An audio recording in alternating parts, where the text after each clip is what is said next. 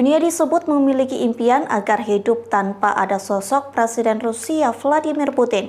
Hal itu yang terus menginspirasi para pemimpin Barat agar menyingkirkan Presiden Rusia itu.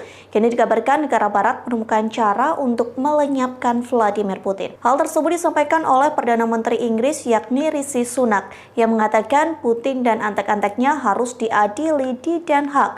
Cara tersebut merupakan salah satu upaya yang dilakukan setelah berakhirnya perang di Yugoslavia. Namun negara Barat belum memiliki cara agar menarik Putin ke pengadilan tersebut. Satu-satunya cara agar Putin masuk ke pengadilan Den Haag dengan cara mengalahkan Rusia di medan perang. Sehingga kini negara Barat sedang menyusun strategi untuk membantu Ukraina mengalahkan pasukan Moskow.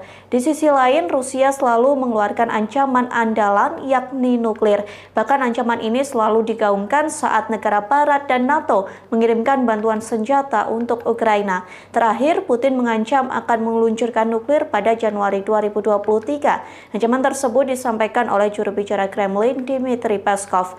Bahkan negara Barat yang nekat memberikan bantuan sama artinya membawa konflik ke tingkat yang lebih tinggi.